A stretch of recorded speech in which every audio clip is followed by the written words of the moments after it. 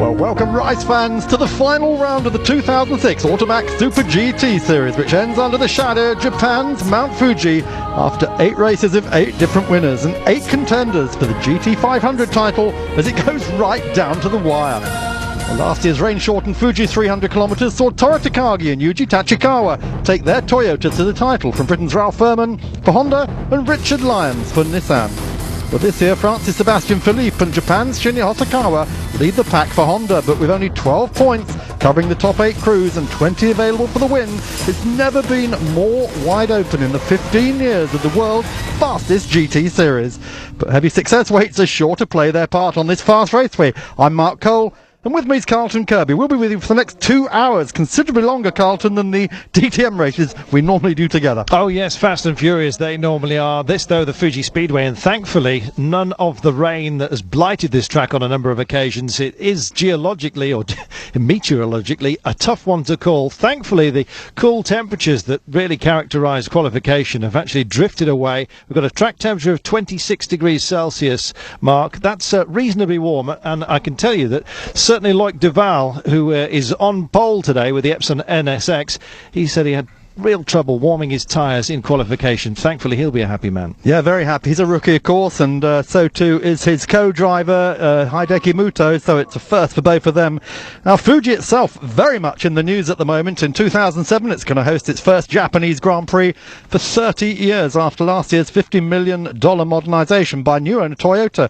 Well, originally built by Mitsubishi in 1966, it hosted just 2 Formula One races, then a lot of World Sports Car Championship races. But this is the new circuit, which Bernie Eccleston's circuit designer, Herman Tilke, put his magic marker pen on last year. It did actually race last year in its current format. We had a race already this season. But let's just have a quick look back at the season, see what has been going on up to now. This 9th and final race. So the battle's on between Honda, Toyota and Nissan as always. The big change this year that Toyota's been using its Lexus brand for the majority of its factory cars. And at round 1 it was a Lexus. It was the open interface Tom's SC430 of Juchi Wakisaka and Germany's Andre Lotterer, the former Jaguar test driver and a British Formula 3 runner who eventually took the win there. But a big battle to start with between Ralph Furman and Motoyama. Problems for the Lamborghinis, problems for some of the Porsches, and at the end it was the Lexus that took the win. And amazingly also in GT 300, the 300 horsepower class, the Lamborghini of Marco Apicella took its first win in Japan. For round 2, we moved over to Okayama, the circuit formerly known as TI Aida, and there Ryo Mishigami and Takashi Toguro, they took their Takata Dome NSX to the win after their competitors crashed out of the race or had big problems.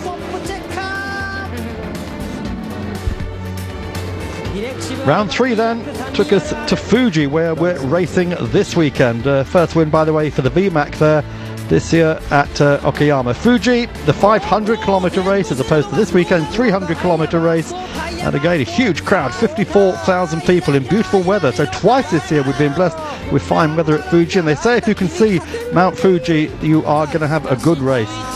Problems there for one of the GT300s, the Wedsport Celica, but the win eventually going again to Lexus, the Bandai Director car of Peter Dumbreck of Britain and Naoki Hattori. So a good win opening Peter Dumbreck's account this year, having moved from the DTM.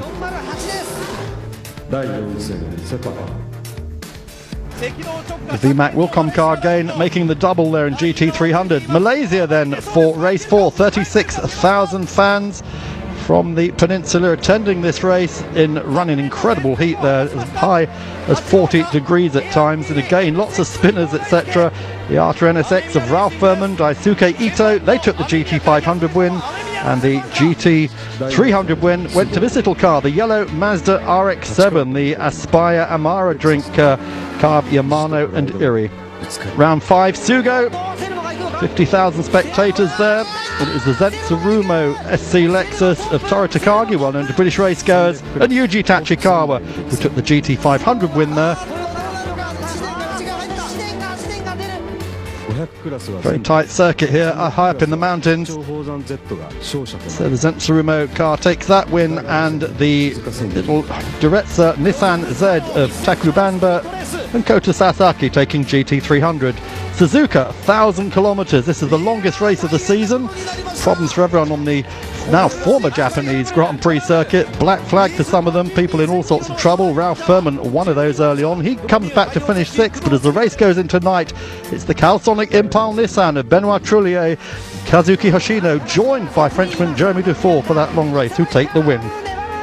Motegi, Raybrigg NSX, Sebastian Philippe and Shinya Hosokawa starts from pole position, and they're going to take the win ahead of the open interface Toms, SC430 of Lotterer and Wakisaka. GT300, a first ever win this year for the Gym Center Ferrari, the 430 Dunlop car of Aoki and Tanaka. Round 8 then, Autopolis. And here Ralph Furman again making the early running in the race, but it wasn't to be.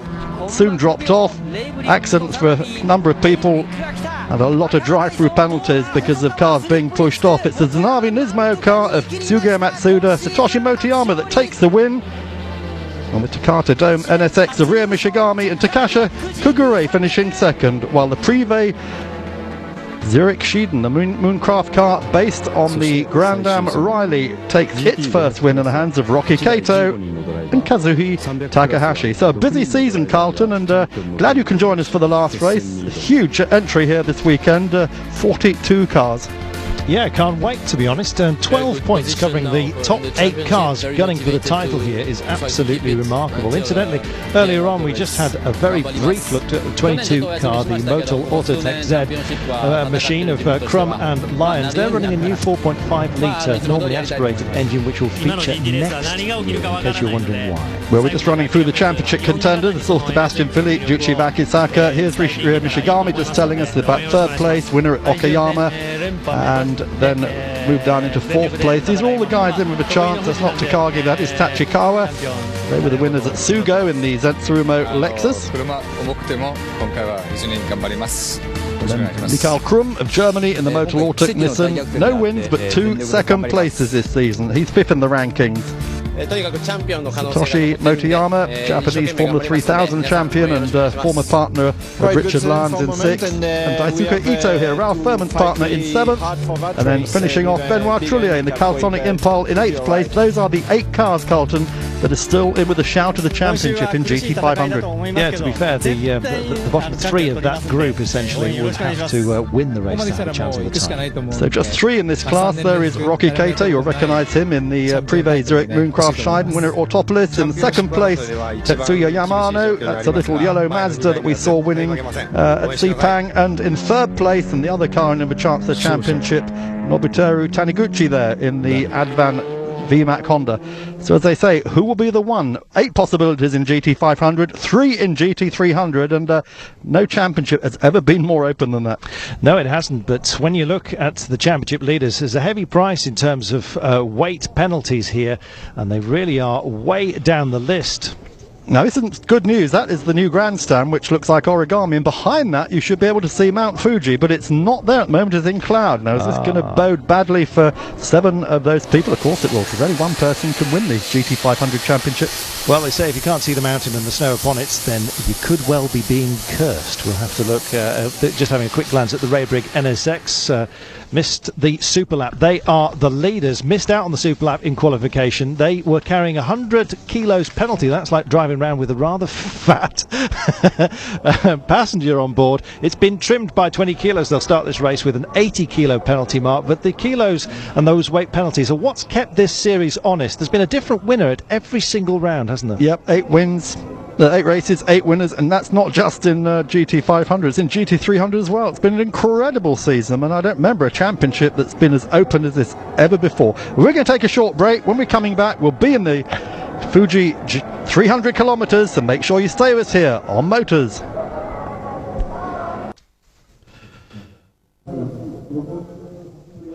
Well, this is Japan, this is Fuji Speedway, and this is the 9th and final round of the 2006 Super GT Series, which Motor's been bringing you all year. I'm Mark Cole, alongside me Carlton Kirby, who's a Super GT virgin this weekend. Carlton, welcome on board, and what do you think so far? Well, great to be here. What an arena as well it is. Herman Tilke's redesign of the Fuji Speedway, thankfully keeping honest to the original design. Well, not the original design, of course, because it was supposed to be a D-oval to tempt the Yanks to come over. Thankfully, that's a thing of the past. What an event, what a championship it has been, and a pleasure to be here. So here we go, we're ready for 2 hours 66 laps of Fuji on pole, the number 32 Epson NSX, the Nakajima car, Blois Duval of France. He's put it there. Peter Dumbreck is alongside him in the Bandai Director Lexus.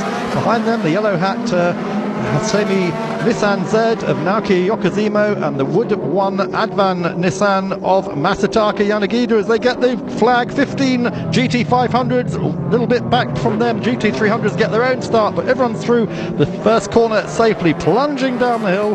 Very romantically called first turn and down into Coca-Cola corner. They're breaking 4 now, Carlton. They certainly are, and look at Peter Dumbreck. He's keeping up the pressure. He's the man with who's essentially trying to close down Loic Duval. Loic said it was a nightmare in qualification in terms of cold tyres. Certainly plenty of heat around here, and certainly plenty of heat through the first sequence of turns as they go through the old Suntory, which is now Coca-Cola, down through 100R. Nice long sections here, very, very quick. It gets very, very technical all of a sudden, though, once they get by 300R into Dunlop. Yeah, that hairpin brings you up behind the paddock, and then 300R, as you say, a long, long corner. Used to have a chicane in it, that's been removed. Dunlop also has a chicane, but they're not using it today. Watch this, they're going through very quickly, pile through there, then up to the romantically named 13th corner. They are using the chicane, I beg its pardon, they are using it. That wasn't actually what we had been told. The Zent car, though, gets pushed out, and that's a big problem there for the car that was starting 5th. He's been pushed back. Oh, he's off now. He's actually dropped to 15th, 16th. He's obviously got some damage. Toru Takagi on board that car, and of course, this is the car that won the championship last year. Takagi's hopes are taking a big dive.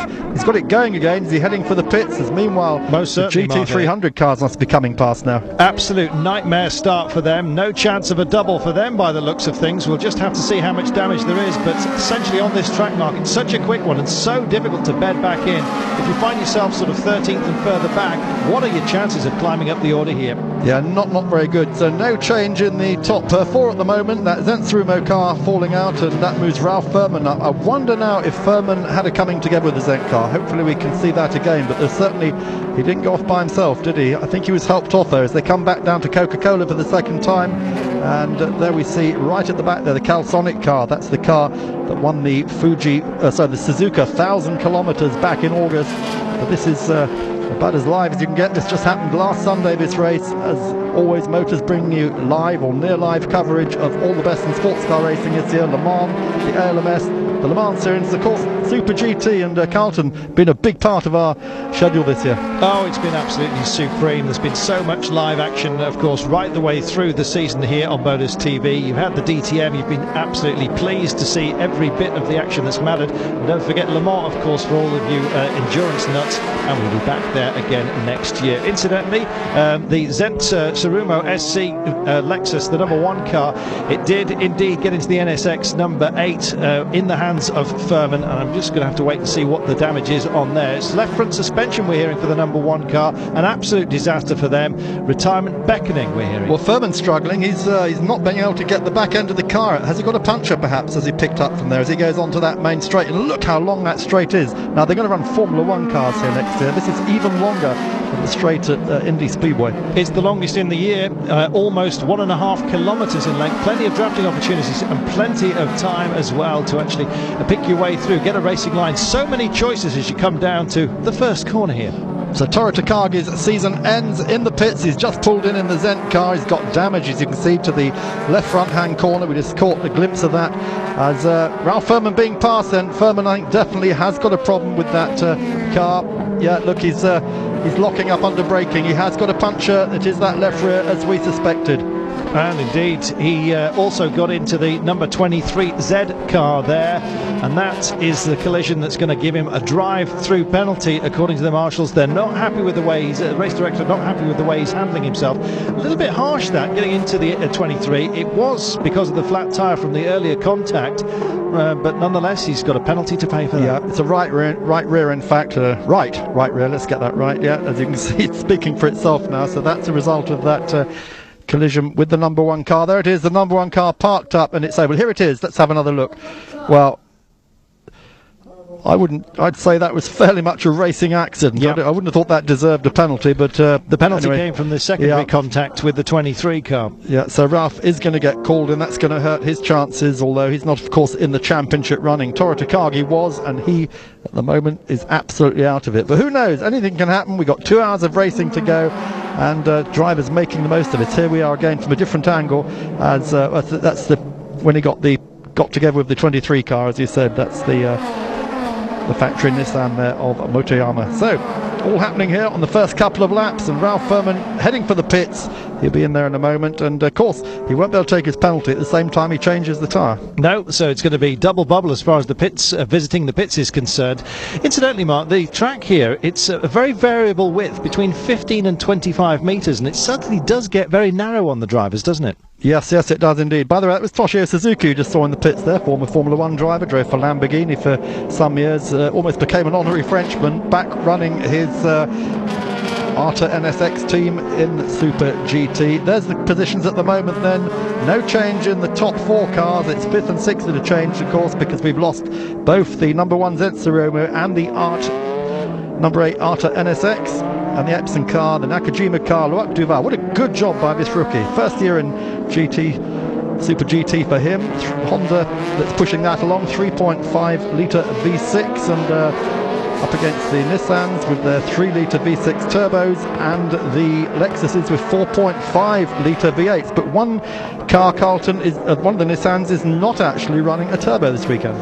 No, indeed. Next year's machinery, if you like, the new 4.5 litre normally aspirated engine is on board with the Crum and Lions in their hands. It'll be interesting to see how they progress. Incidentally, back in the GT300 class, on the opening lap, the Nomad Advan MT in the hands of Osamu, who started here, took the lead, just vaulting ahead of the early leader. Got a great run, did the Celica of Matsuda right at the beginning. The 777 having a couple of problems, I can tell you. In fact, it had to start from the pits. The 777 had to start from the pits because of late starting, so a nightmare beginning for them.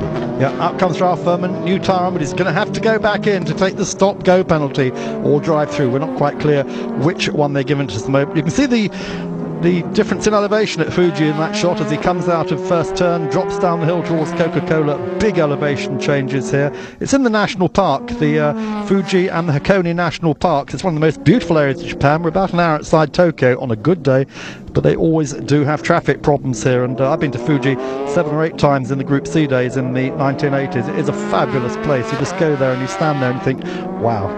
Yes, you certainly do. It is a beautiful spot, but where are the hotels, Mark? That's a huge question. And they're thinking of bussing people in for the Formula 1. That's going to be a nightmare. Yeah, it is indeed, because Gotemba is the nearest town, and Gotemba Junction is the railway station, but that's a good half an hour away, and how they're going to get people here, I don't know. But just incidentally, looking at the ticket prices already published for next October's Japanese Grand Prix, they're looking at £320 for a stand seat here, and they're going to sell them by lottery because they're expecting over 1 million people after the 100,000 stand seats that are going to be available. They absolutely love it. By the way, watch out for the 26 car. It is on a charge at the moment. Tomo Taizan GT3, Shinichi Yamaji. He's started off way down in 10th spot, and after the opening lap he moved up 4 places to 6th. He just keeps on rocking and rolling. I can tell you on lap 4 he moved to 4th, and he's still in there and harrying for 3rd place, just to keep you in touch with GT300 as we look at the leaders and the rest of the pack there.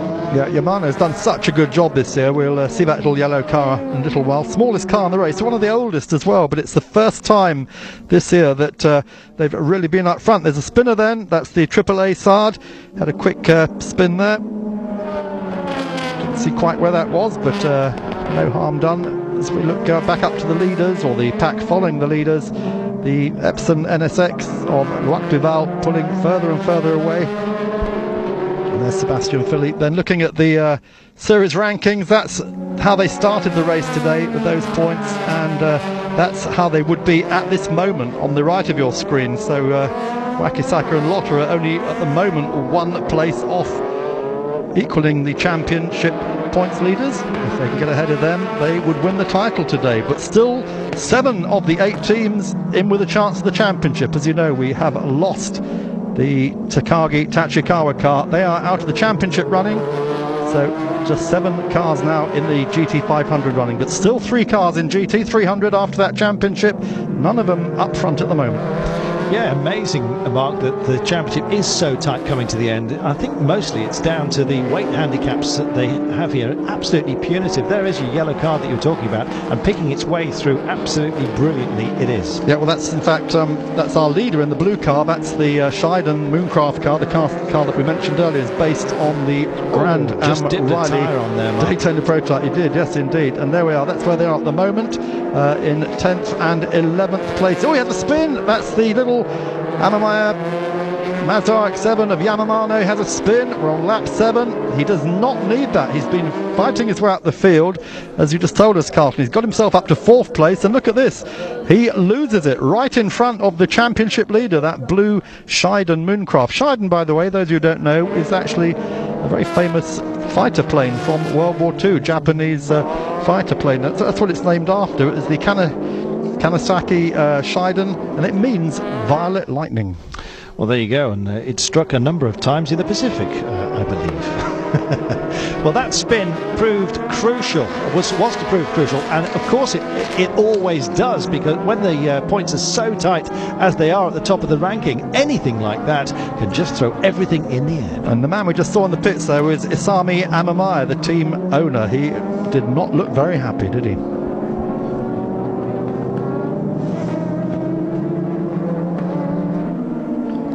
So much happening early on here at Fuji. It's always the same, lights ablaze, as you might think, and they're all going to start thinking about making their compulsory stops fairly shortly. It's going to be around about the 30 lap mark, we're assuming, and they should be done and dusted around the 40 mark. Yeah, lap 7, and they're already catching up with the GT300 back markers, and get mixed up very, very quickly here, just as they do, of course, in Grand Am and in the American Le Mans series. So no difference there.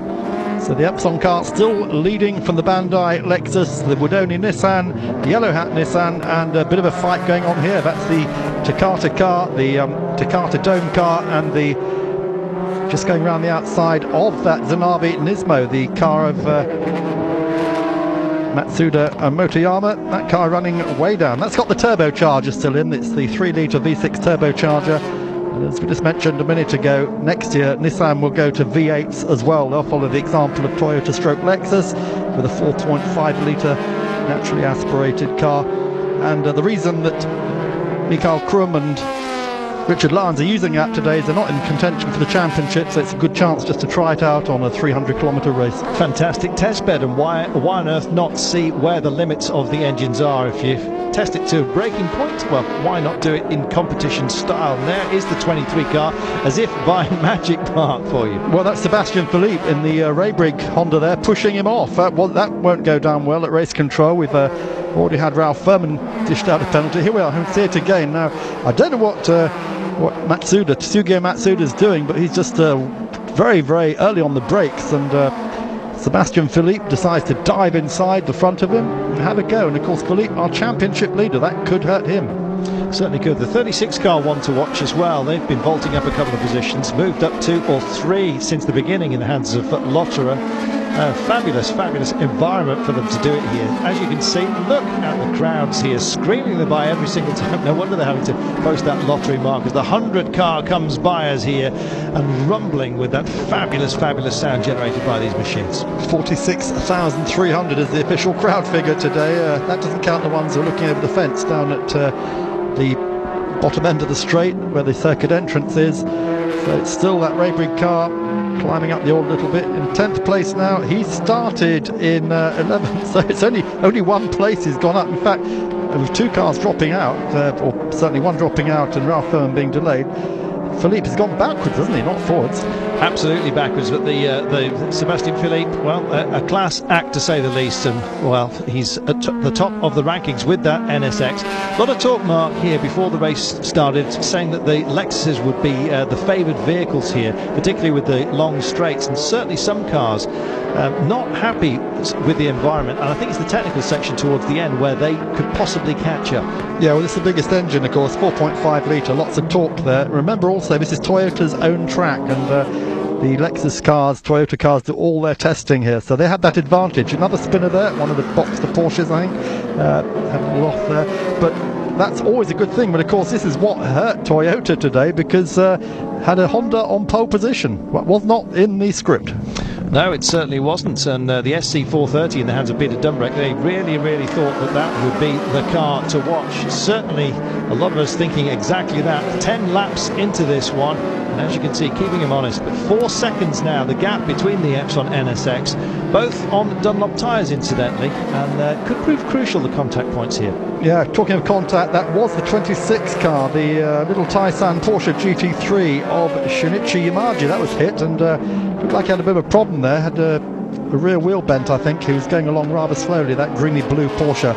Not seeing it at the moment, perhaps they'll pick up on it again. But anyway, meanwhile, Epson NSX, Loic Duval, still out front here at Fuji, final round. Now, this car, of course, out of the running. Interestingly, none of the championship contenders starting inside the top 5, and they've all got to work their way up into that, all down to weights. The only one who top four I should say, because Lotter and Wakisaka starting with 90 kilos. That's the highest of anyone in this race this weekend, and that car starting in 7th. So the real thing today, if you can get into the top 4 or 5, you've got a good chance of taking the championship. There's the Scheiden Mooncraft again. He's moving up, coming up the field very quickly indeed. Great driving there by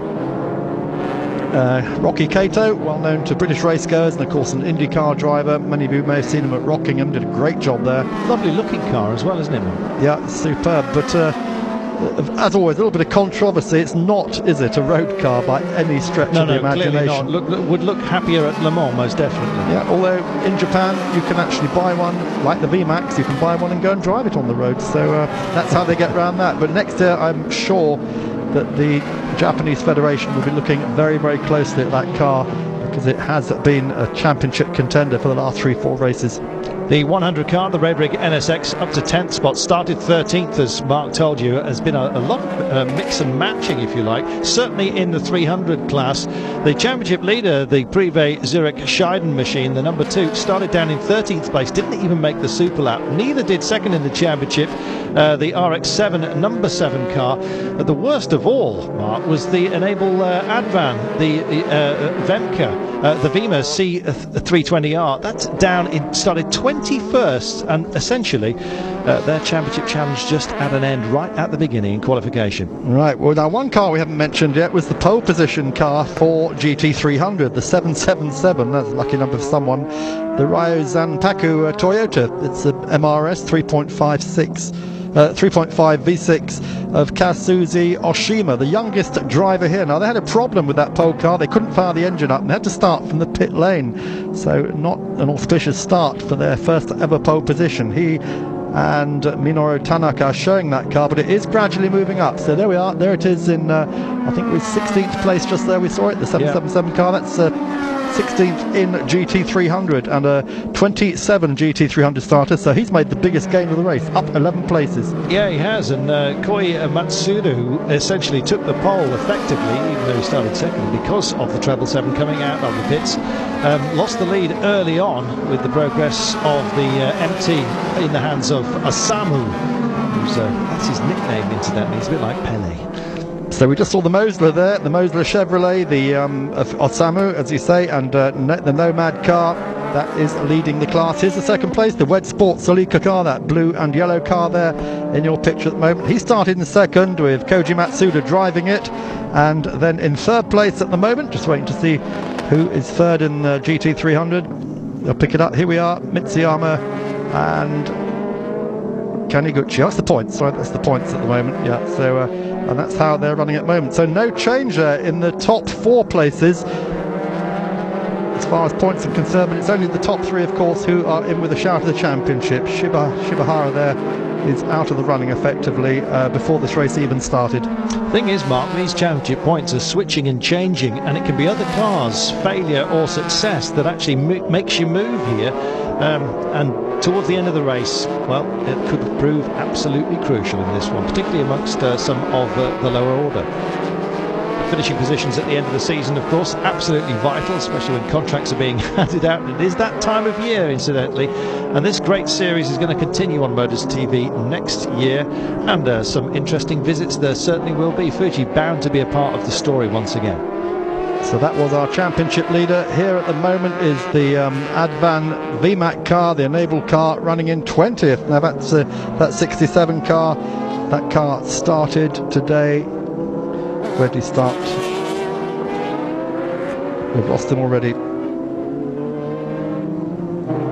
Yeah, that car, the sixth, started in 6th, dropped way back down as we saw. Here is the little yellow Mazda RX-7, the car we saw had that spin after all his work, got up to 4th, dropped back to 21st. He's got all that work to do again, but he's still in for a chance at the championship, as are all of them. It's a Tomo GT3 that's in 3rd. There we are, that Porsche.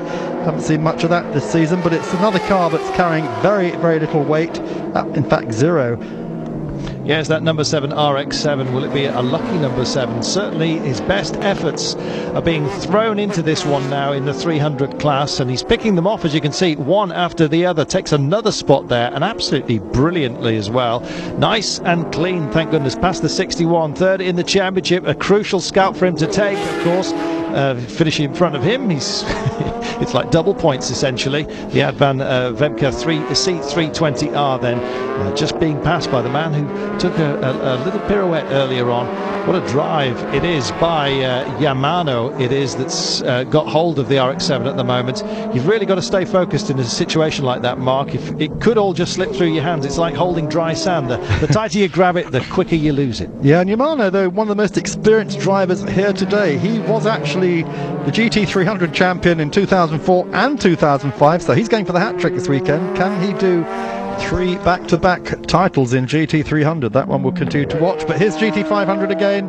The Epson NSX Loac Duval still on board, with Peter Dumbrek chasing him in 2nd place, and then Masataka Yanagida in the Woodoni Advan Kondo Nissan in 3rd place, as we just saw there. Here's the battle going on for 7th between the Motul Z. That is the 22 car. That's the one with the new V8 engine. Mikael Krum on board at the moment, and he's being passed on the inside. It was not quite the inside, because Coca-Cola, of course, the left-hand corner. He nearly got set up then on board that 25 car at the moment. Manubo Orido, and that car, no wins this year. It's one of the few cars that hasn't had a success, and so he's carrying 0 weight today, that 25 car. Well, it is all about engine development, of course, and they'll be having a solid run. Incidentally, the Treble 7 car, they've got a new spec engine on the MRS. They've had their difficulties right through the season. Thought they'd really sorted it out, ironed it out in qualification. Then, of course, just had starter problems right at the beginning, and their day has not ended, but certainly has been hampered rather miserably because of that. Development engines, well, you just don't know how hard you can actually push them. Their qualification time of 1:41.778 was very, very good, way clear of anyone, half a second clear of the field, and just a shame really that the 300 class hasn't been graced by the Treble 7 in this one. Yeah, but it's, as you say, we got to the end of the season, so try out next year's engines now, just try development work. That's exactly what Mikael Krum here in the red Nissan leading Arido at the moment is doing. So here we are at Fuji, and great racing here as always. It's been a fabulous season, nearly 50,000 minimum at every race this year, all 9 of them. I mean, it's not quite DTM figures, but you have to travel a lot further in Japan, and a lot of these circuits are extremely remote. But there's our order at the moment. It is Honda from Lexus from Nissan. That's how it should be, the 3 manufacturers contesting the championship. 15 lap we're on of 66, and everything's still to play for, Carlton. Most definitely everything's still to play for, and don't forget, if you keep it right here, then all the stories of the season will be revealed. Don't forget there's also highlights packages coming up. When the motorsport season, the racing ends, Motors TV just keeps on going, and you'll be able to see all the season highlights from all of the series, from Japan, the DTM, and the endurance races, and the rest of it. It's worth staying here. Back in a moment. Welcome back to Fuji, round 9, the final round of the Japanese Super GT series that we're looking at the moment at the battles going on throughout the field. Ralph Furman there trying to play catch up after his problems, getting a puncture and a drive-through penalty, but the number 7 Motul car at the moment, just looking at his laps compared with the number 9 Takata NSX there, sorry, the 18 Takata NSX, 10 seconds now is the gap that Loic Duval has over the second place running open interface Tom's Bandai Diretsa Lexus SC430, and then in third place the Wudoni Advan Kondo Z Nissan. So just as it should be, Honda, Lexus, Nissan here in Japan in GT500. Absolutely faultless drive by Loic Duval, the man who's complaining that the temperatures just weren't suitable in qualification. Clearly loves it here. It's a little bit warmer, probably around about 7 degrees warmer than it was in qualifying, certainly track temperatures, and he's making it count at the moment. He's starting to pull away from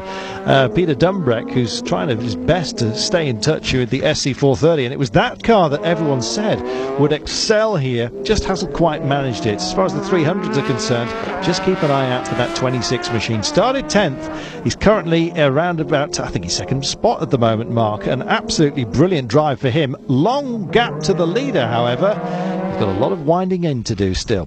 Yes, just to remind everybody, by the way, GT500, GT300, there's always a drive-through penalty there for the 100 Raybrig car. What's he done? I don't think we saw that, did we? Well, drive-through penalty for the 100 car. I think it's due to contact, and it's with the 23 car, the Nismo Z. So that was the Coca-Cola we saw earlier on, wasn't it? So that they've obviously deliberated long over that. We did see that contact probably some 10 laps ago, and they've caught up with him now. Well, they've finally caught up with him, and it's going to be a heavy price for the 100 car. Leaders, don't forget, in the championship coming into this one. What on earth will that do? Mentally, certainly, but track position and points are what it's all about here. You just can't call it, Mark. We've got to this point of the season, 12 points only covering the top 8 cars, and this is the sort of incident with a drive-through penalty where the marshals just play a significant part. They've been desperately trying to play catch-up here, didn't get the best qualification run that they'd hoped for, started down in 13th position, missed the super lap, but been desperately trying to fight their way back through the standings of the rankings, and this is going to hurt, Mark. Yeah, it's 80 kilos on board. That's what's been holding them up this weekend, and championship leaders about to come into the pits. He's going to have to take it within 3 laps. We're just about to mention that point, just to refresh everyone who's not up. Here we are. This was the incident, you remember? This is some laps ago, and he got down inside as they went. This is actually into the Dunlop chicane at the bottom end of the circuit, and he just bangs in there, and he pushes the 23 car into the grass. Not a huge hit, was it? It wasn't really, and they just don't like rubbing in this championship at all. Hardly. If that was DTM, it would have been just flagged on, mate. Yeah, unless you're Jamie Green. Of course. Yep. So, GT 500 horsepower engines. The engines have got to be from the same manufacturer, and everything's checked out with air restrictors. Manual 6-speed transmission, steel brakes, power steering, but you cannot have ABS or traction control, and you must have flat bottom cars. What they are, Carl, they're basically NASCAR cars. They're GT space frame cars. You can change the front and rear space frames. You've got to keep the centre section of the car, but you can put the engine wherever you want in the car. Any ideas? That would be interesting. if anyone's any unusual ideas that race engineers over the century have not thought about, then maybe you can join Dave Mark 7 and tell us. Sorry, let's clarify that. As long as it's still in the original engine compartment, so you can't put a rear engine in the front, for instance, but you can turn it sideways, upside down, whatever you want, up or down. I'm glad you've clarified Right. that. Thanks to Dave Mark 7, incidentally, for joining us on the website. It's always a pleasure to have him and the rest of your company alongside, and a pleasure to be here as well. It's a nice debut, although a little bit late, the invitation. Thank you very much. Yeah, no, David Leslie sends his best regards. He's busy racing this weekend, and David hopefully will be back next year. He's had a really busy season, brick car, and racing last weekend at the Walter Hayes Formula Ford Festival, which thankfully for the first time in some years was dry weather. So GT300, oh there he is, that's Sebastian Philippe taking his penalty. Just one thing on Sebastian Philippe. He was running in 10th position, and it was enough to take the title. It would have been enough if he'd have stayed in 10th. He certainly isn't there now, and is bedding back in the nightmarish further down midfield. Well, this man, Andre Lotterer, then, the German driver of the Tom's Lexus there, the SC430, he suddenly is in with a real chance of the championship. Look at this, he's in 5th place now. If he can get himself into the top 4, the title will be his, because Sebastian Philippe has just more or less taken himself out of the equation. It's amazing, isn't it? So much can change, and don't bank on anything. These results certainly not set, and as the flags wave them by once again in tribute to what has been an amazing season seen here on Modus TV, there they are coming across the line once again. It's the 32 car still out in front, the NSX. The gap though has been trimmed. The SC430, now it's 4.6 seconds. That was getting up towards the 6.5 second mark. Yes, indeed. What we're looking at the moment is the 4th place yellow hat car there. There he is. That's the yellow hat Tamika Nissan, and right behind him, still running, is that Zent Sarumo of Toro Takagi. So, sorry, now that car's out. Sorry, the open interface Tom's car. Everything to play for then here. As here we are. That is the Lotterer car following him, just going past one of the back marker Porsches there.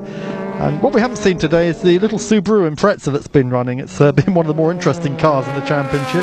I mean, to have the balls to go out and run a Subaru Impreza up against this lot hasn't really figured strongly. We haven't seen the Ferraris today either. We've got some very fast Ferraris. Haven't really seen the Lamborghinis, but the Scheiden I hope we're going to see a lot more of today, because that car is still leading the championship at this moment.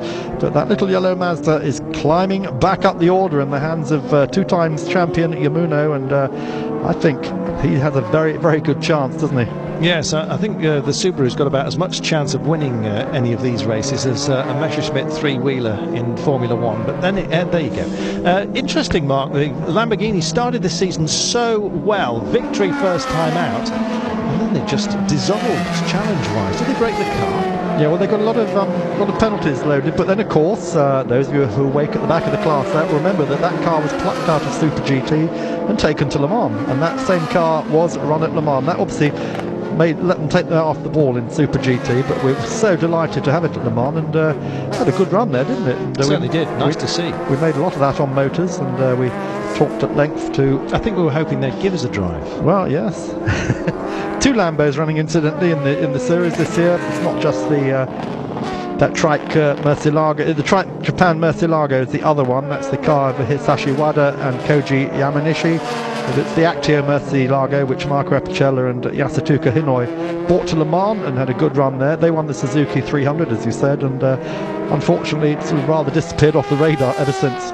Well, we've got a battle for the lead developing in GT300 as the 26 car just continues its push. Absolutely brilliant. The Kashitomo Taizan GT3 in the hands of Shinichi Yamachi. And they're going to start thinking about stopping soon, Mark, to make their stops, their compulsories. Yeah, I think you're probably looking... Normally on these races, 66 laps, that they'll try and go half distance. They've got the fuel for it. The drivers like to share if they can, so my guess is you'll look at lap 30 onwards to see the stops. Now, just one thing, Carlton, looking at the track here, you'll see there's a lot of runoff areas, tarmac runoff areas. A lot of that is the old circuit, and what Hermann Tilke did last year, he tightened up the circuit a bit so that Formula 1 would have more runoff. That's the original exit from the final corner. The straight he hasn't touched. He said that is a huge feature of Fuji. He wasn't going to touch that at all. And as we said, just a quick bit of history. It's built by Mitsubishi in 1966, hosted 2 Formula 1 Grands Prix. Remember James Hunt taking the title in the wet one in 1976, although it was Mario Andretti who won. And then next year, James came back for a dry race. He won that, but unfortunately, Gilles Villeneuve had a massive accident there, and a marshal and a spectator were killed, and it never came back. It went to Suzuka. So a little bit of perfect justice for Fuji this year, with the announcement that Suzuka is losing the Formula 1 race back to Fuji. Real shame as far as the drivers are concerned. Suzuka was one of their favourite tracks. If you speak to any Formula 1 driver, he'll say there and Spa, thank you very much. We wouldn't even mind if you just alternated between the two tracks. They literally, it puts a grin on a driver's face. Well, Fuji certainly has a lot to offer, and they were the ones that took the plunge as far as development was concerned. They were the ones that actually went for it. And, well, Suzuka are paying the price of resting on their laurels. Yeah, but, I mean, they haven't raced here in Formula 1 in 30 years. It's blindingly fast. Who knows? At the end of next year's Japanese Grand Prix, all the drivers might have fallen in love with it again. You never know. That was a drive-through for the number 8 car.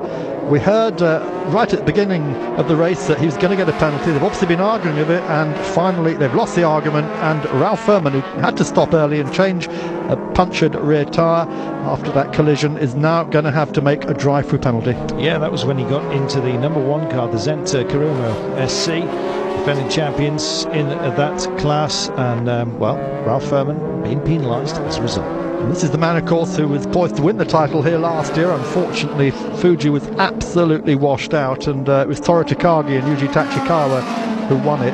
Ralph Furman got so close to that. He wanted to back up his 2004 Formula Nippon title by winning the Super GT. Couldn't quite do it. Anyway, there is the team, his ARTA team, waiting for him to come back in. His co-driver there, that is Daisuke Ito, sitting there, familiar to Le Mans goers, of course. Drove in the Audi 2 years ago. Very cool customer as well, and will be happy to take the reins. A lot of moving through going on. The leader trying to alert the lesser class, if we could possibly call it that. Both classes, of course, tremendously exciting and very, very close, as we've told you, right until the end. You need to give as much warning as you possibly can in this series. The 32 car still leading the Lexus by 4.3 seconds, yet again trimmed. He's having a fantastic drive here, Peter Dumbreck. All credit to him.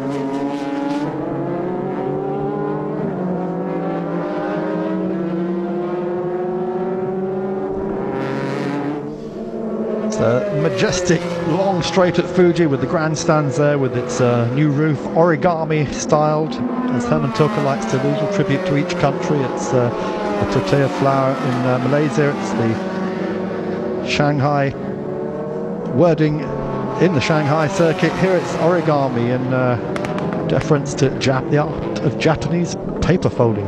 How esoteric is that? Well, absolutely fantastic. Let's hope it doesn't blow off if the wind gets up.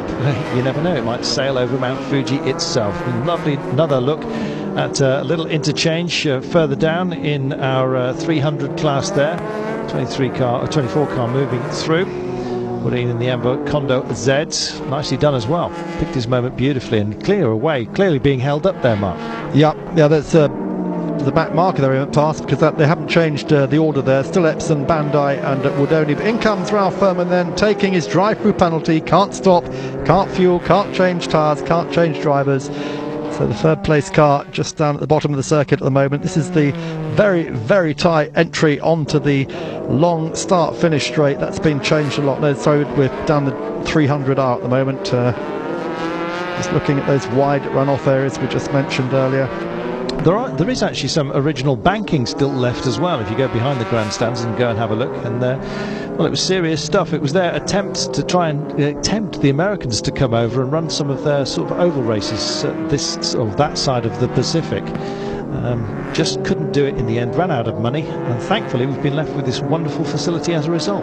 Yeah, now that banking is still there, like the Brooklands banking, and I'll tell you where it is. We're looking at the main straight now. Now at the end of that main straight you can see a wooded hillside there. That was the banking. It was that quick. And when they first tried to use it, 1966-67, David Piper came over, Vic Elford came over, and unfortunately two of the Japanese drivers in Can-Am cars killed themselves on the banking, and they very, very quickly dropped it. As David Piper said, it was just suicidal. Yes, just far too quick, and just like Brooklands, you could just pop over the top of it, and it wasn't pleasant, I can tell you. But you can still walk up there, it's there, and you can climb up it like the Monza banking. It's been preserved. It's although it really never served any use, it is there as a sort of architectural heritage. Japanese are getting very strong about that now. I think they've built over a lot of their history in the past, but now they're really beginning to treasure their heritage. Yeah, it really does strike you about the Japanese. I mean, just Nissan, as an example,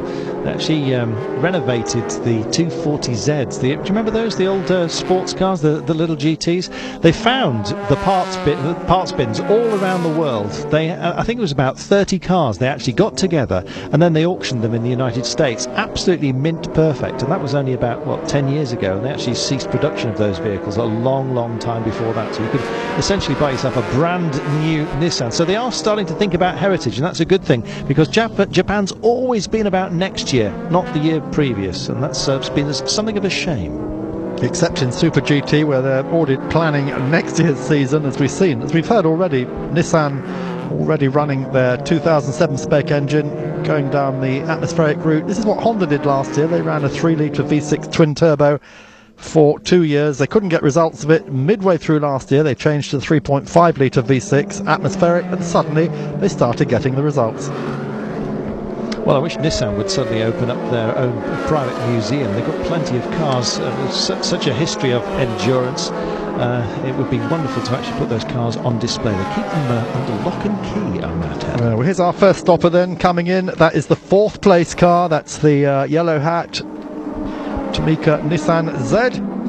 Comes in the pits then. Now, as usual, you have to refuel first, you change tyres afterwards, you do it the other way around, but you cannot do them at the same time. It's the same as the Le Mans regulations, basically. Now, what you see they've done, they've changed the rear tyres, and they're now refueling, and the tyre changes are moved forward to the front, so when the refueling's finished there, they'll change the front tyres. Job's done. Best result for them, second round of the season. Been a little bit quiet ever since, but always playing a part, no doubt about that. And in fact had a great start to this race, qualified in 3rd spot, and I think they're keeping the same driver there, Mark. Yep. No, I think they have changed the driver. You have to at this stage. I think you'll find that's Jean-Pierre Lima de Oliveira has taken over. He leapt out the other side as Naoki Yokozimo came in, but they've stopped fairly early, haven't they? And that certainly have. That car run by Kashuna Hashemi, who's one of the fastest men in Japan in the days when he used to race for Nissan. He now runs one of the 2 Nissan teams, the other being Kazuyoki Hoshino. We've got the Lamborghini in. This is the Murcielago trike car. This is the WADA car. In fact, it was WADA who started this car today, and he's just handing that car over to Koji Yamanishi. V12 6-litre Lamborghini. Right, Duval flashing, get people out of his way. I'm coming through. I'm faster than you. He's got that yellow hat car that's just rejoined in front of him. I wonder when the leaders are going to start thinking about coming in. They're doing such a great job out there. I think they might well leave it for quite a while. There's the treble 7 that had such an inauspicious start to this race, and they're busy trying to get themselves back into it, Mark. They are battling through.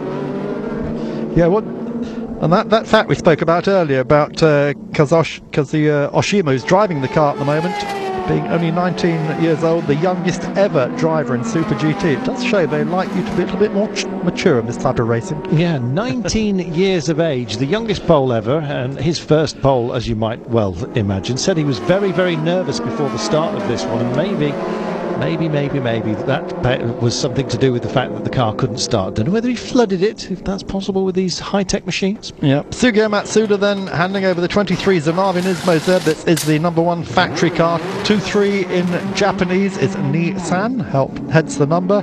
And Satoshi Motoyama, who's now officially the fastest man in Japan, 2 times the Formula Nippon champion, and of course in 2004 he was the Super GT champion with Britain's Richard Lyons. He goes out, look, he's getting heat into the tyres already before he gets down to that first corner. Good move, because that first corner drops away. It's got a vicious drop in it, a bit like Paddock Hill at Brands Hatch. Well, this is their sort of normal turbo machine. It's the 22 car, the sister car, that's running the 4.5 litre normally aspirated machinery engine on board. Just incidentally, back to that 23 car, they missed out on the title, don't forget, the grand finale. It was raining. They finished second. If they'd have actually won the race last year, they would have got the title. Didn't do so. They would indeed. Well, the 24 would only Kondo run Nissan Z is in. Masataka Yanagida handing over to Seiji Ara. Ara, you will all remember, was the 2005 Le Mans 24 Hours winner for Audi and the Team Go Japan car. So Le Mans winner Ara getting on board this car now, and at the moment that car running was in third place. The yellow hat car has got to beat back out as he rejoins one of the GT300s just coming in. And good arrows, as they say. Nice and tidy work there. They are quick, Mark, on these pit stops. Absolutely brilliant. I know you've got to wait for fuel, but boy, oh boy, do they work quickly. Yeah, 100 litres fuel tanks. They don't probably need to put 100 in because they can run about 85 litres in for halfway through a race. They're 300-kilometre races, 150 kilometres, almost done. Just get enough fuel in to get to the finish. Fresh tyres. Well, there is the other Lamborghini. That's the Marco Apicella car. This is the car we saw at Le Mans, although it ran in black at Le Mans. And the Bandai car comes in now. That's the second place car. That's Peter Dumbreck. He's going to hand over to Naoki Hattori. Now then, Peter Dumbreck has done some sterling work out there. He was the man, of course, who's been closing that gap. It was extended to around about the 10-second mark at one point, and he's been edgy or eking its way. In fact, I think I've done him a disservice. I don't think it was quite that wide. I think it was about 7 seconds. But nonetheless, he's been getting it down to around about the 4-second mark. He's been staying very, very much in touch. Right. And in comes the Motul car as well. This is the Mikael Krum car. He'll hand over to Northern Irelander Richard Lyons. Now, I'm sorry we didn't stay watching the Bandai change. What we saw again was they changed the back tyres first, then they put the fuel on. This fuel goes in the back of the car, not the side, like we saw with the Nissan. And then as soon as that fuel's dumped, they'll do the front tyres. That way there's no time wasted because you can only have 2 tyre changes, so you're not wasting time with the guys at the back having to rush through to the front and do the tyres. You're refuelling in the middle, so it's all nice and relaxed. Good time, 34.5 seconds, spot on. That's what the Nissan did as well, so that is exactly what you're looking for.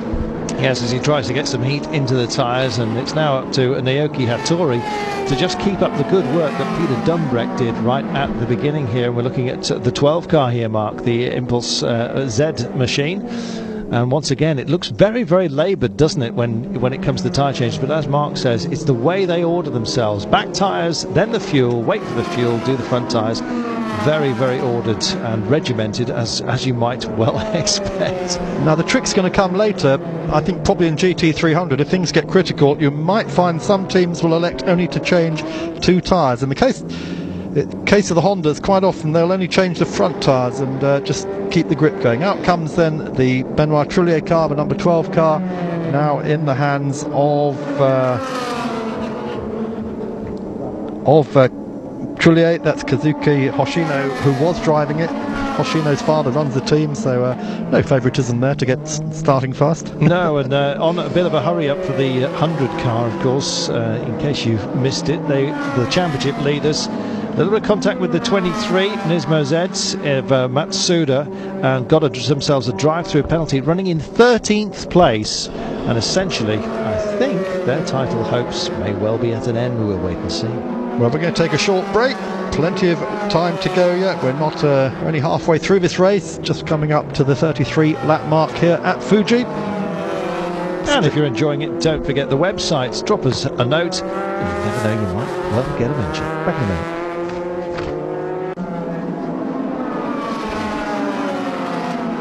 Welcome back to Fuji. Lots of chops and changes and so many stories to be told. It would have been enough for the title for the 100 machine, and here they come back in. They got themselves a drive-through penalty and find themselves suddenly back in 13th. They were running 10th. Would have been enough for the title. Not a bit of it. Slap on the wrists, and now back in for the proper change mark.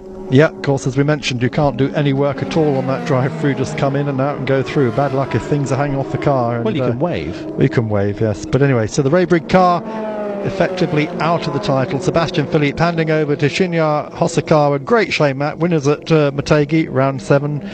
That, of course, another Honda circuit twin ring Motegi. In goes the fuel, down goes the car, and rears only. That was rears interesting. Only. They're trying their level best. I wonder if that's going to, well, it certainly have an effect on traction. The last thing you want is to come into the technical section here through Dunlop and then into nets and the mysteriously called 13th curve, which is in fact corner 7. Yes, that is going to prove to be something of a mystery. I wonder whether that's a gamble too far, Mark. Here's the 25 car. Right, in it comes Arido, still on board that car. He's going to hand over the 25. Of course, not in the championship running. There's only 6 cars left now in the running. We've lost the 100 car effectively. The number 1 car went out after the first lap of the race, and that gave Ralph Furman the stop or drive-through penalty. Again, he wasn't affected. Now here at the moment, 1 and 2 in GT300 running together. The Nomad Mosler, and right behind it, the Tomo Porsche GT3. This is as close as we've seen anything in GT300 today. Well, the number 9 car was the one that had a bit of a coming together with the 26 in this one, and unfortunately day was about to end. Suspension damage for the 9 car, not good at all. Incidentally, the 26 has been doing some great work, was busy battling with the leader, 26 versus the number 9, and when that coming together happened, it was well, day done for the pair of them, I'm afraid. So, number 1, the 31 coming in, that just saw on the picture before, 32 rather, that's the Luc Duval, our race leader. He's in the pits, he's handing over now to Hideki Muto. So they've stopped on lap 31, too short of the mid-distance, and in comes the second place car right behind them. So everyone coming in together now, just trying to match that's the 36, sorry, that's Lotterer and Wakisaka, not the 35 car. So out gets Andre Lotterer, who started the car. In gets Juichi Wakisaka, as out goes our race leader, as was Hideki Muto, taking the car over. First pole position, remember, both these drivers are rookies, so it's a great afternoon for them already, starting from pole. 36 car, changing all 4 wheels. Fuel's done, out he goes. Quick on that, 29, that's 5 seconds quicker than we saw the open interface, other open interface car. Very much so. Muto, thankfully, with the cushion handed on to him by Duval. Muto, after qualification, saying there was still plenty of life left in their tyres from qualification to carry through to the race. And, well, their confidence certainly high within the team, and they're looking very, very good at the moment. And contact moments, when they come thick and fast. And sadly, that damage there was the incident between the 26 and the 9 car, and there it is, the Nomad Anvan Leon. And that's a real nightmare, because the 26 was busy battling his way through. He don't forget, started way down and had been on something of a march all the way through, and well, suspension damage for the number 9, and that's going to be retirement. Well, that was our race leader, remember, so that's a big tragedy, that 2 cars involved in that. And that Mosler looking for its first win this year. Such a variety of cars we have in GT300, but the Mosler, as you say, heading for retirement. In comes the Takata Dome NSX. This is one of the cars actually run by Dome Motor Company, who build the chassis. And that Takata car, the number 18 car, Ryo Mishigami on board that car. Takashi Kogure will take it over. This is the car run by Toshio Suzuki, and that car is winner at Okayama this year and had started from 2 pole positions. Well, it may not look like the quickest of changes, but under this discipline, these are nice and slick. One of the fastest, or I should say one of the slowest changes we've had was the 32 car. They weren't just making no mistakes at all, just trying to keep the metronome swinging their way, of course, doing all the work on the track, giving themselves more of a comfort zone, a little bit of a buffer when it came to pitting there. The Takata Dome NSX back underway. They were the ones, of course, that missed the super lap in qualification, started this race in 11th. Not a happy starting point for them. Work to do, Mark. Yep, as you say, work to do there. So the number 19 car in.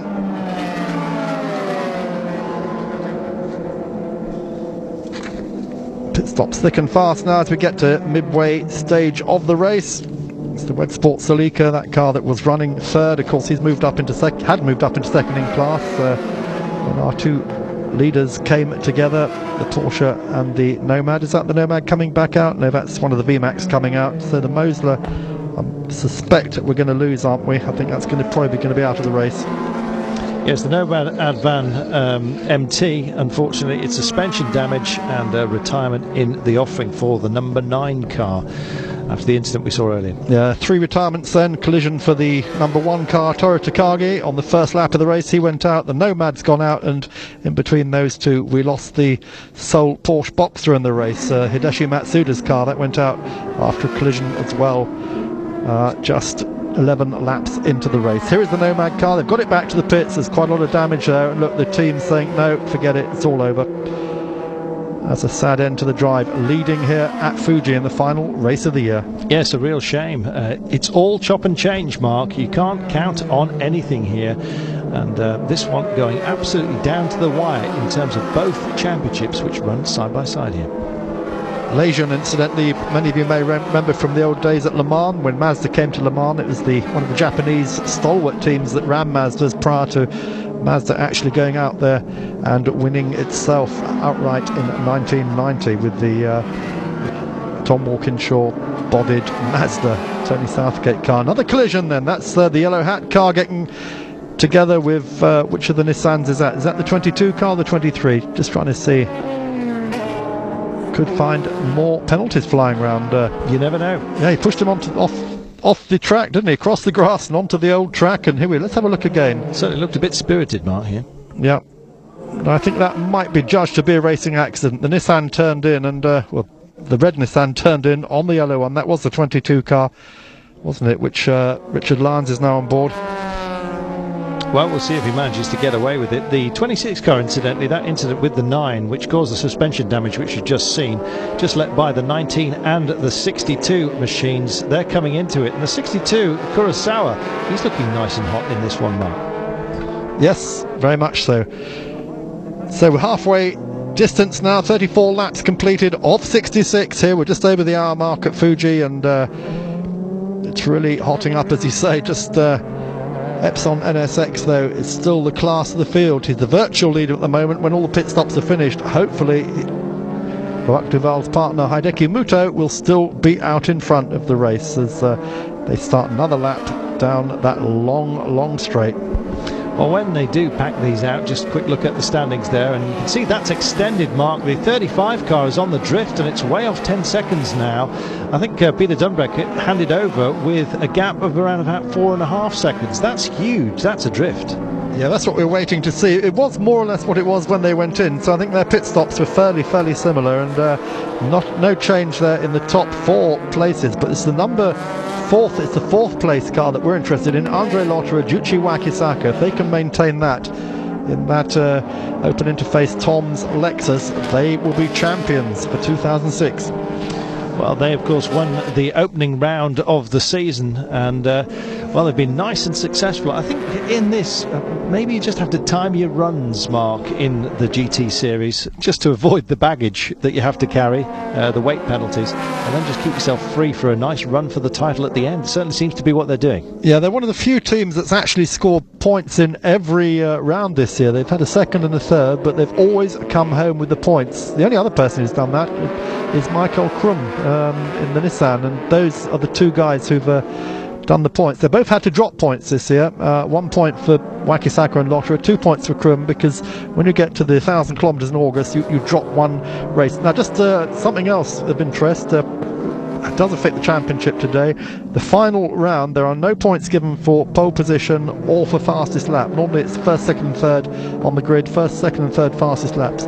That doesn't happen today. It's just 20 points for the win, and then down through the field you go 15 etc. down through the field. So that's one of the reasons that it's no good if you've had a big problem today and you're back in the field. You could go for fastest lap, try and get those 3 points. No, it doesn't happen today. No, and quite right too. If you're going to bring it down to the wire and keep the racing as tight as it has been, then let it be decided when they actually get out there and race. For now, if they stay the way they are, Wakisaka is going to win the championship along with Lotterer by a solitary point if he just holds on. So big crowds here at Fuji, as you can see, all on the hillsides, many in the stands, over 45,000 in the stands. One of the best viewing circuits in Japan, Fuji, and Herman Tilke, it's had to say, has managed to do the Formula One-isation of it without spoiling the character too much. Everyone's been fairly praiseworthy of Tilke this weekend. They've said, you know, guy's done a good job, and very much in the news, as we said. Those of you who get Autosport will see there's a extremely good 5-page feature by Adam Cooper, who visited the track after the Japanese Grand Prix this year, went back to have a look. It's a track as I said earlier, know very, very well indeed. More about that later as we see coming into the pits at the moment, one of the GT300 cars. This is the 61 car. Had a chance of the title, but the qualifications back down in 21st position, effectively just wiped them out, Mark. They were third in the championship, coming to Fuji for the final here, and that qualification run absolutely disastrous for them. Essentially, they just counted themselves out right at the beginning. Yep. So this car, which is leading the championship in GT300, the Privé Zurich Moonkraft Scheiden, winner of round 8, the last round at Autopolis, and that really, really did help the team, gave them a huge boost.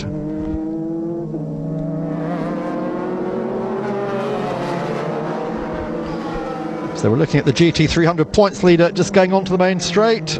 This is the car of Rocky Kato, Kazuho Takahashi, the Privé Zurich Moonkraft Scheiden. It's a car which is actually adapted from a Riley that races in the Grand Am Daytona Prototype Series. It's been modified for Japanese racing. It's got a Toyota V8 in the back, but essentially it is a road car because the regulations of this championship say you may only race cars which are already existing as road cars. Super drive by the treble 7, you have to say. Don't forget they started from the pits and they have been pushing all the way back up. Minoru Tanaka on board, and absolutely brilliant. Successive fastest laps they've been setting. We look at the 7 car now though. Yeah, it's in 6th place, and he again well poised for the championship. These are the two, the Scheiden, Moonkraft and he are the two cars which are poised to take the GT300 championship. That is so close at the top. But I mean, David Leslie and I have made the point, race after race, this little car, I mean, it should not even be racing in 2006 Super GT. It's almost an outmoded model, the RX-7, and yeah, it's been doing great things this year. They have just got this car so hooked up, and it has been the class of the GT300 field on several occasions, and indeed they had that win, didn't they, in this car at Sepang in Malaysia. Yeah, you just having a car like this, the RX-7, rotary tuning as well. They're still not sure just how far they can push this engine, and year after year they just seem to refine the balance and just take that extra little step forward. It's a bit like the old Alpha 158s. They just kept the old engine and just kept on getting a little bit more horsepower, or a lot more horsepower out of it year after year. Yeah, well, now remember, this is the same engine which won Le Mans in 1990, so they know it's got the durability, it's got the endurance, and as you say, it's just a question of getting more and more power out of it. It's the only rotary engine in the race, but it seems to be paying off once again. Are they going to get the championship? Well, who knows? It's certainly a curate's egg for now. Little problem with the satellite signal there, but fixed already. Doesn't take long, does it, from Japan? And coming down the main straight then is one of the Lexuses. I mentioned earlier that Toyota have not sold Lexus in Japan previous to this year. They've had the same models, but they've been badged as Toyotas. So this year, for marketing purposes, all the factory Toyotas are badged as Lexuses, the SC430. Which explains why those of you who've always been in the market for a Lexus Sora have seen the odd Toyota Sora on display by the importers. That's the reason why. So that was Naoki Hattori on board that car. This is Seiji Ara, the 2005 Le Mans winner for Audi. He's on board this car, and this Woodoni car, not in the championship running of course, but are pushing hard. They haven't actually had a huge amount of success this year.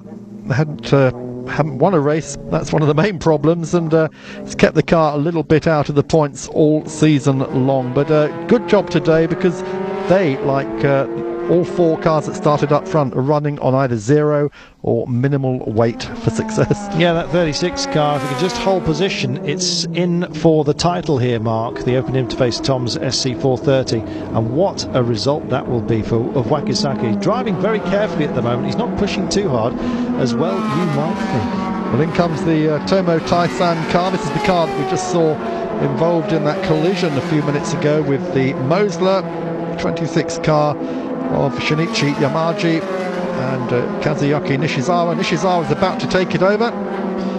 But apparently no penalty for them. No, and in fact that incident, which was a big one, I have to say, it let through the 19 and the 62 car in the hands of Kurosawa, and so he went for challenging from the lead down into 4th place. So it's Nashizawa who's getting in to the change of driver. He'll be coming back out around about 4th position. Just saw on track there the 62 car, the Vilcom Advan VMAC. That's the cars that were designed and engineered in Romford in Essex, taken to Japan where they're marketed as road cars, very quick road cars as well. Whole variety of engines though. They either have Toyota, Honda or M-Tech engines, so there's no specific manufacturer tied in with the VMAC program, and out he goes. Bit of a blast there from that GT3, luckily near enough to the pits exit I think that he won't get a speeding penalty for that. No, it was quite a shimmy and shed quite an awful lot of tread off his tyres, if there was any. Well, this is for position. This is the yellow hat car and the mobile car running for 5th. On board the mobile car now, that is the number 5 car. Haven't seen a lot of that in the race, have we? The number 6 car rather, that is Tatsuya Kataoka.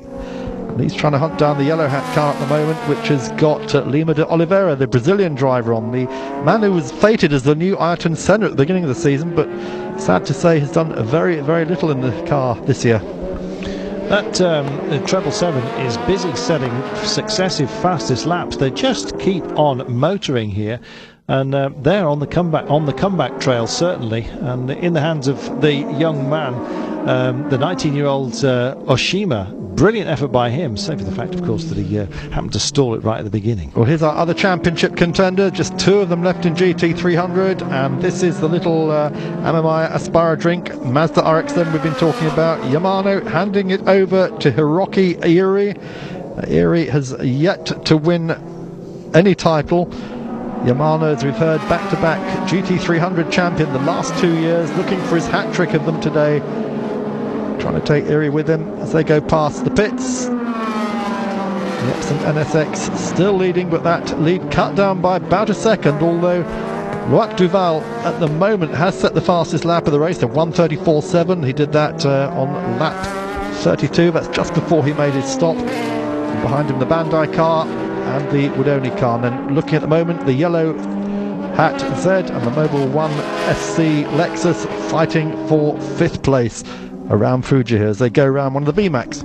Well, after missing out on taking part in the Super Lap, that RX-7 is absolutely doing the business here. Don't forget they're carrying a weight handicap 45 kilos. It's like taking a rather petite girlfriend to the cinema and back rather quickly as well, I might add.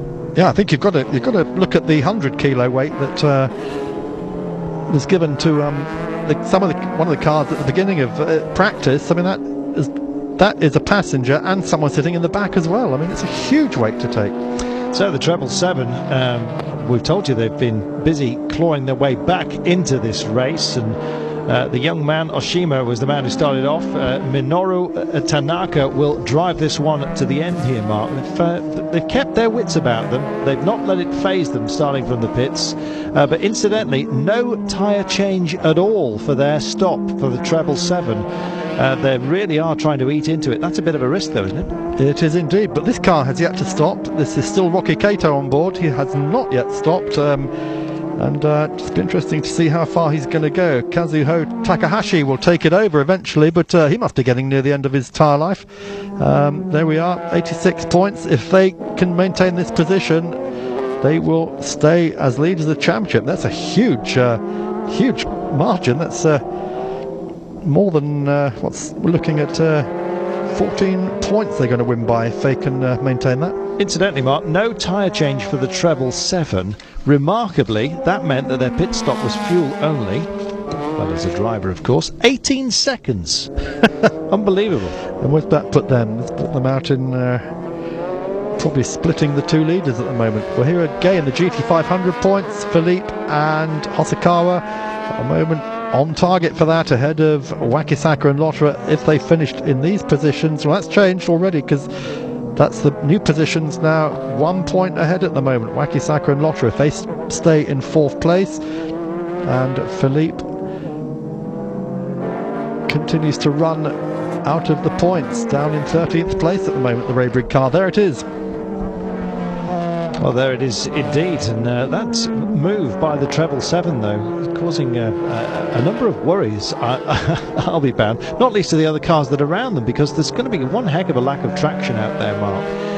Not taking tyres in this sort of distance, and when the cars are under these kind of stresses, it's a big risk to take. 66 laps in total, don't forget, and we're heading to the final phase of this one.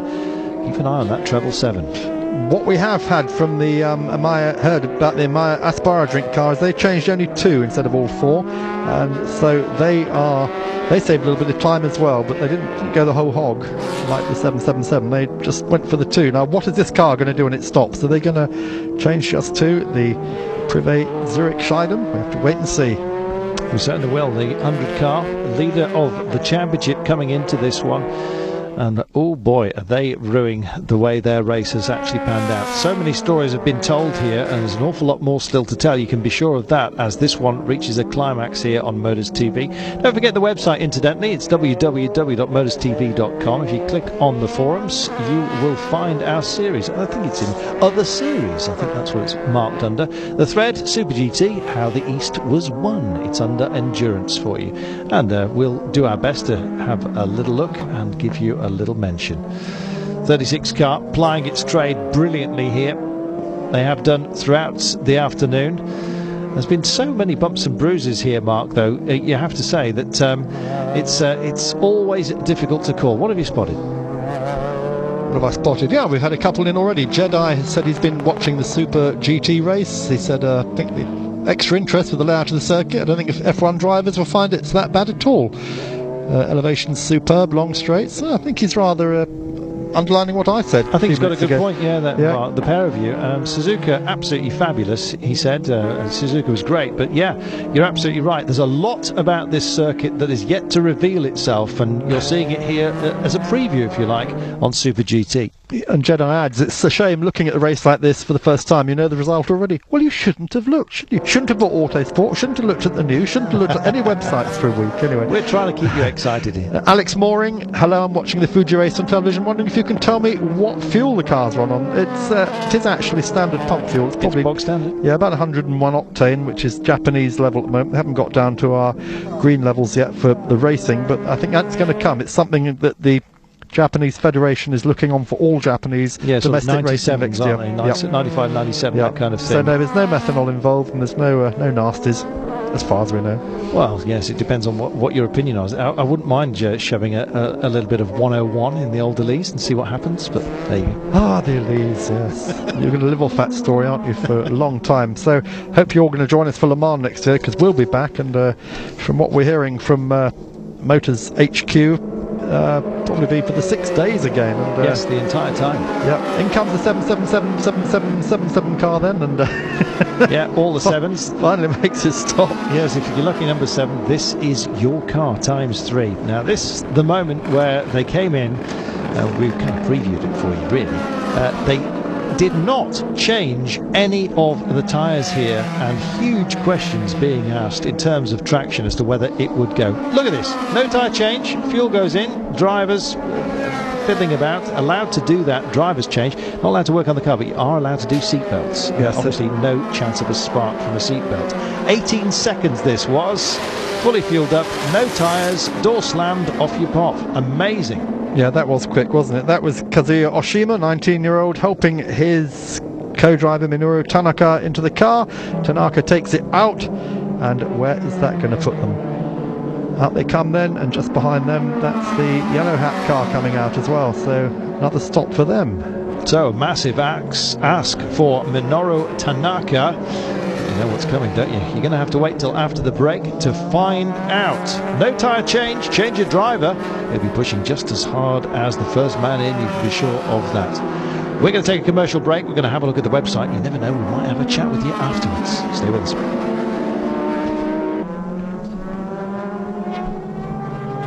Back to Fuji, final round of the Japanese Super GT. We're into the final 13 laps of this race. There's the Ford GT. We haven't seen much of that. It's been running all season though. Wonderful retro car racing in this series. But this car at the moment poised to take the championship if he can stay ahead of the yellow car here. That is the little Amamiya Drink Mazda RX-7, the rotary car. And that's how close it is here in GT300. Certainly is. That number 7 car, after its travails earlier on, battling its way back, still with a title hope in its mind of the drivers and the team. But boy, oh boy, is it an uphill struggle. This is the 300 class as running through right now. Wonderful, wonderful machines, as Mark quite rightly pointed out, and every single one of them in Japan you're allowed to buy and drive down to the shops. Fantastic. But the 7 car, will it be a fairy tale for them in yellow? Amazing. I'm putting my money at the moment on the blue Scheiden there, because that car has the speed. It's had the results lately. They've suddenly pulled themselves up, and that car has, having had a second place mid-season, round 4, had a win last time out at Autopolis, and there are the 300 points at the moment. So Rocky Kato looking at the moment at the championship, but Yamano and Iri behind him, a big threat to him.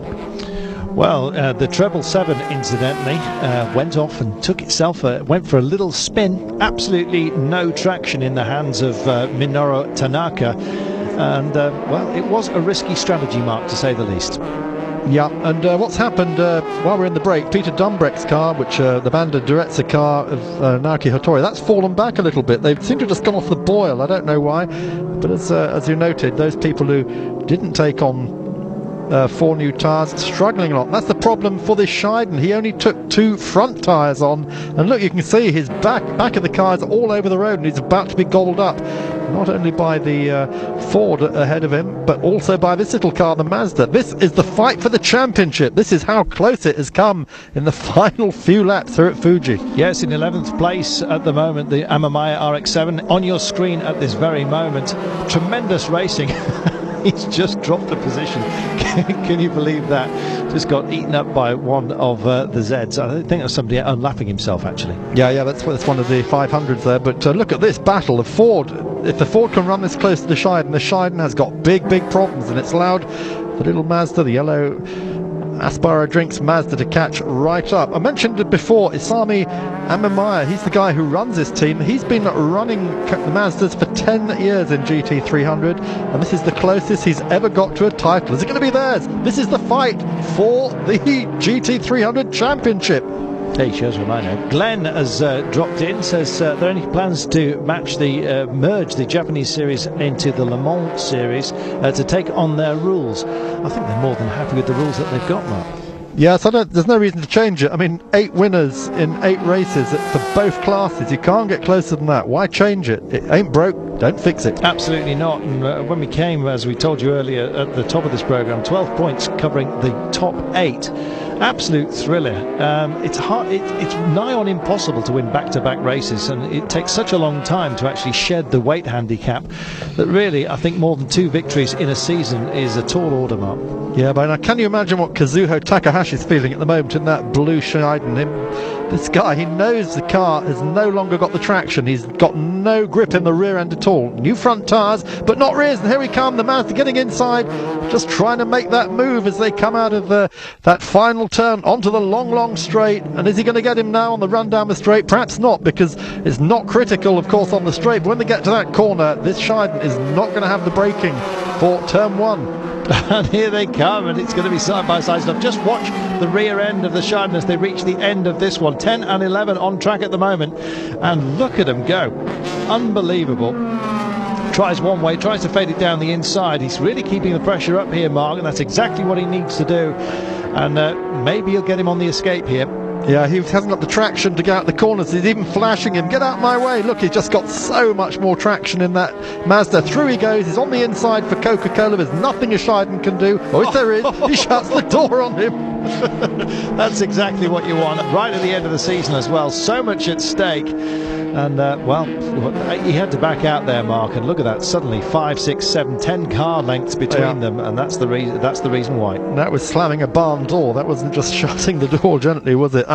Through the hairpin, now down into the that long 300R. This goes on forever, so fast. Imagine Formula 1 cars on here. You're going to be looking at 190 miles an hour down here. They brake for Dunlop hairpin. It's downhill. You slam on the brakes. And again, you see the Mazda's reeled him back in just that half lap. There's just no rear end grip at all on the Scheiden now. So much drive on that Mazda. He's already shortened the distance. It's now down to 3 or 4 car lengths here, and he's going to build another challenge most certainly. What a drive by the number 7.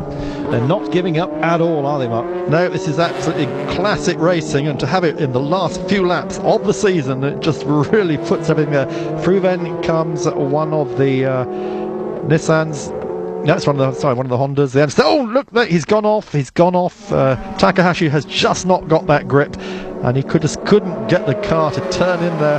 Rear tyres struggling for grip. Got on the curbs. Is this going to be the one now? He's got the tow behind him. 170 miles an hour for these cars down here.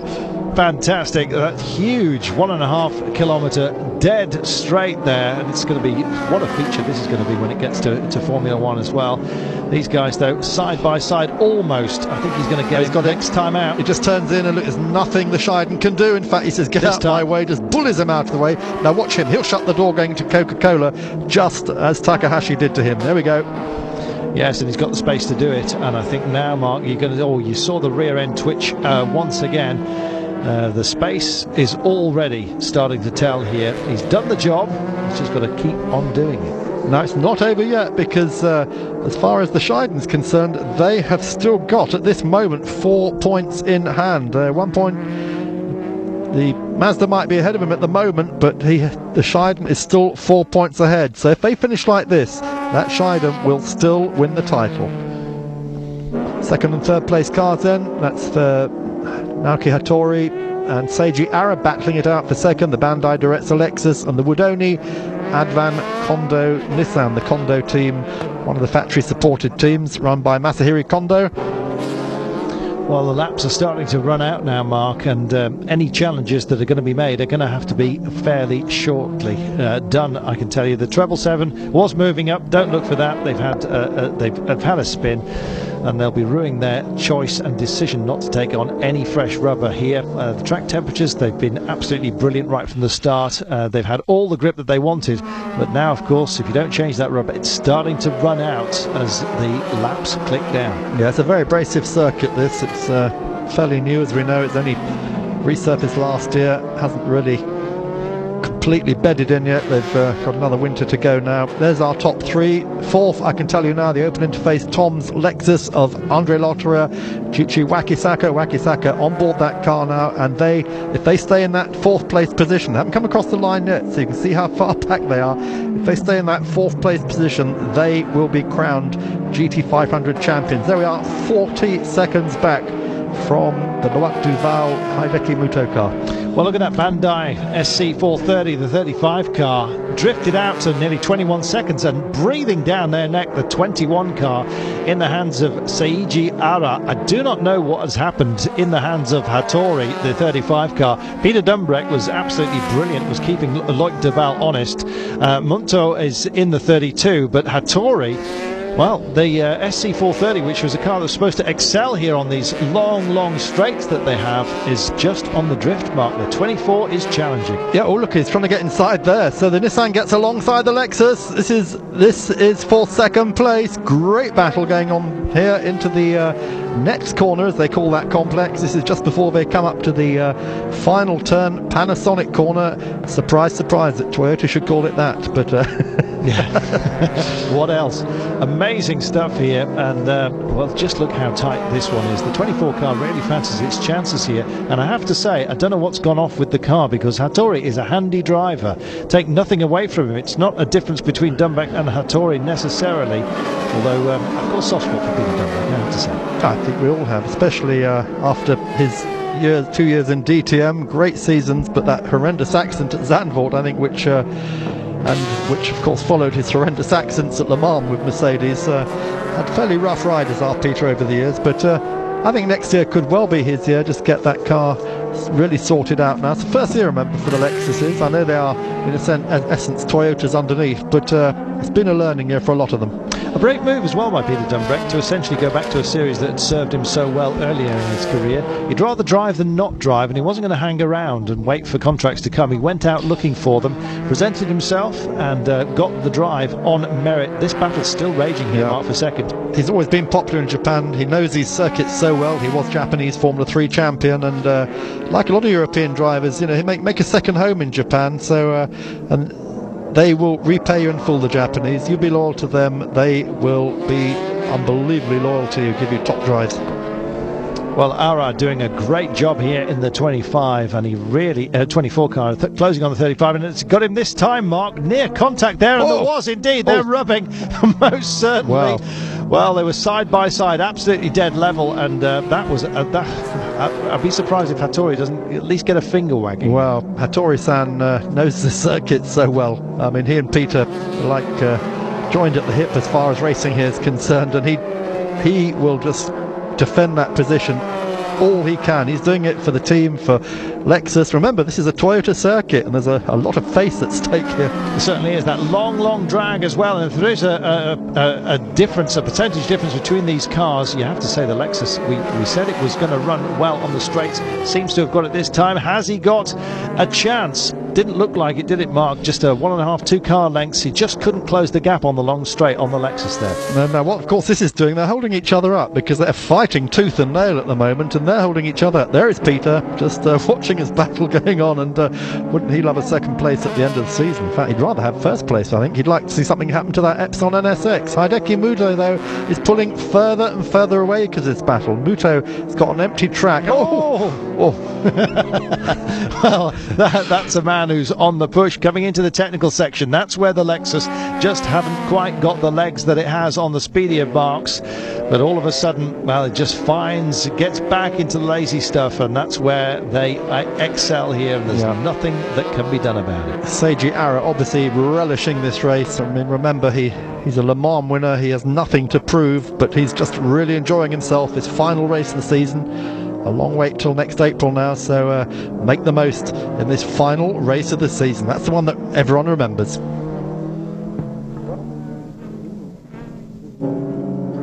Yes, and it's been happy hunting as well for Motors TV and all of you fans out there. Some great racing this season on Motors TV. Just all kinds of series just to keep your appetites whetted. I can tell you most of them, if not all of them, plus some more will be coming back next season. And we, of course, will be there along with these race fans. Absolutely brilliant. The mist's really coming down here, Mark, and moisture could well play a part here in terms of stability on the track.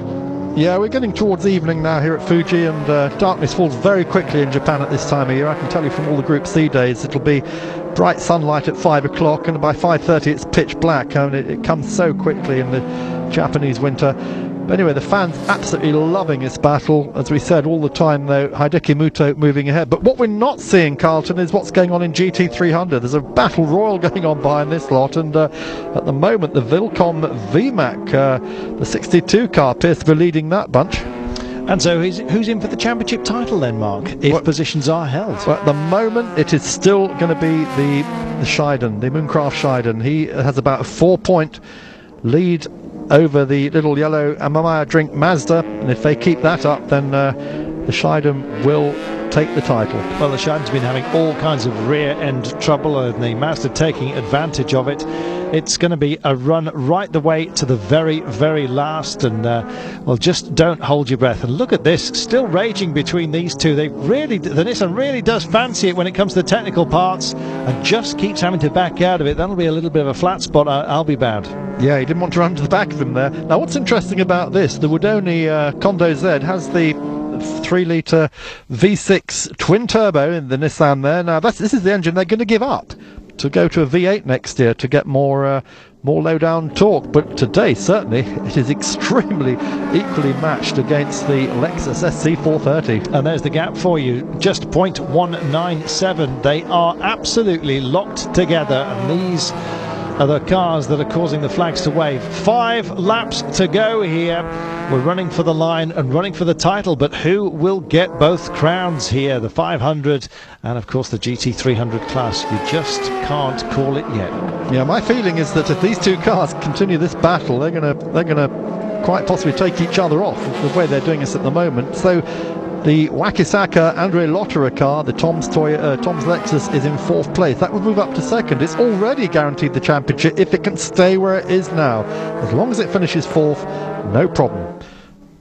Don't those GTs look absolutely fantastic? So much borrowed from the past, and look at this battle still raging on here.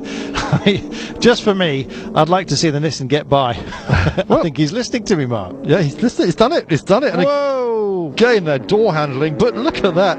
Hattori-san is not going to give an inch. Absolutely brilliant. Hattori is not going to give up. Peter Dumbreck screaming at the television screens at the moment, and look at this. Absolutely brilliant. Holding position and just fighting out the Woodoni Z. I keep wanting to say Woodbines, but there you go. The 24 car just cannot find a way through here, and the smoke coming from the tyres as well. That probably explains my problem. Yeah, I think, as you said, he's probably flat spotted that a little bit, and once they get onto the straight here, if you've got nice round tyres, you've got a lot more traction, and away goes Hattori. Just can start to pull away there.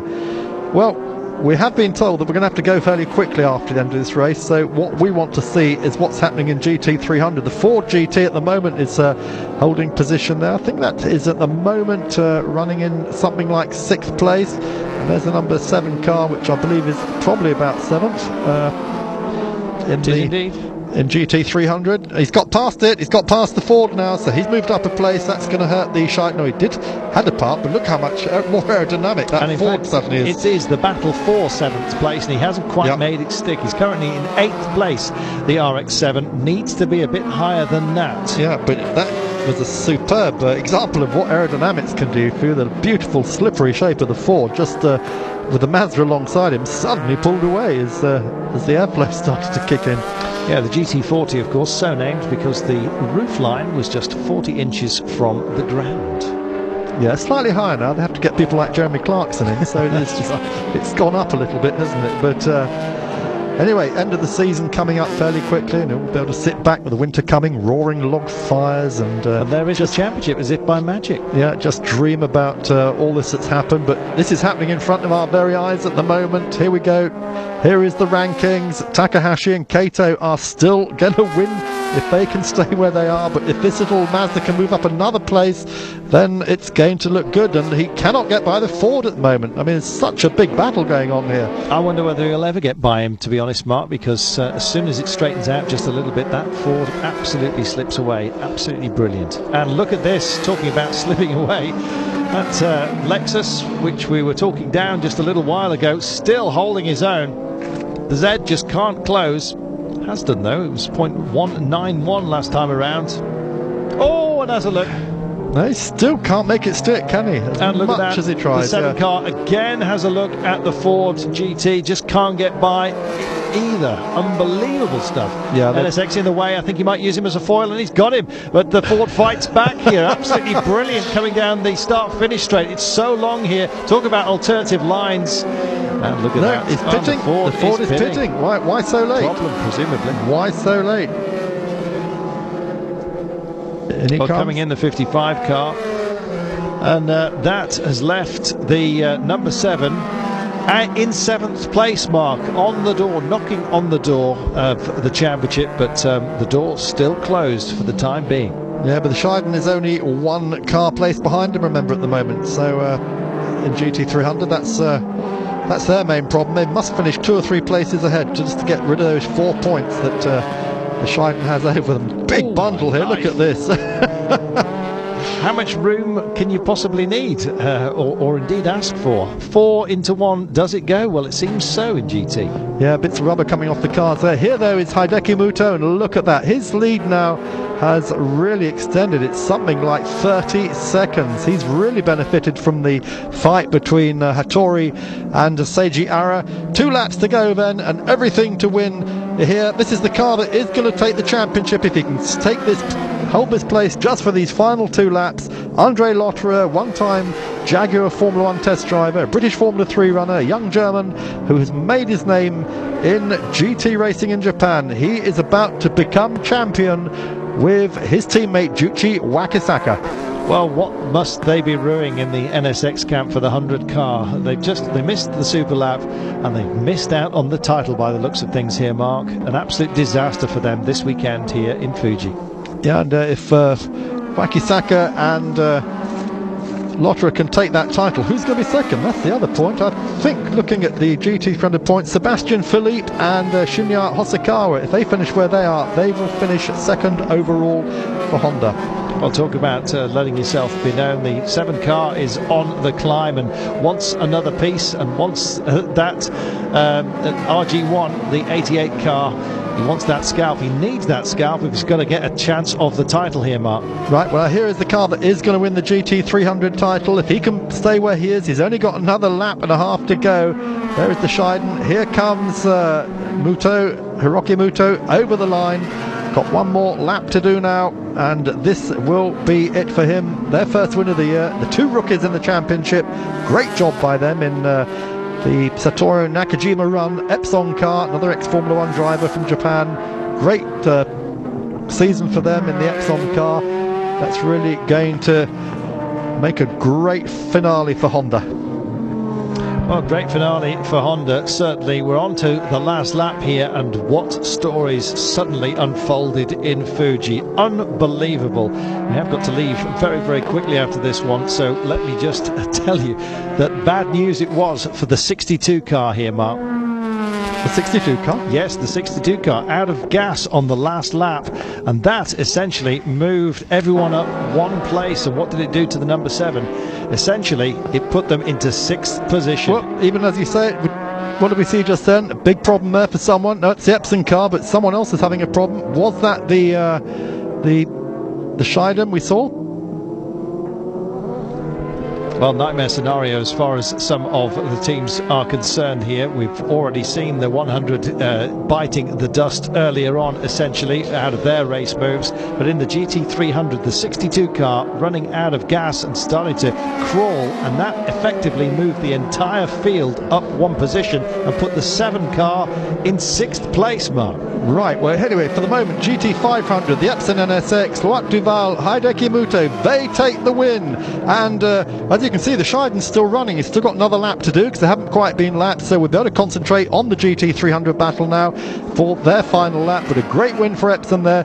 No bearing on the championship, nor for these two, the 2nd and 3rd places. And changing place again around the last 2 corners, banging wheels again.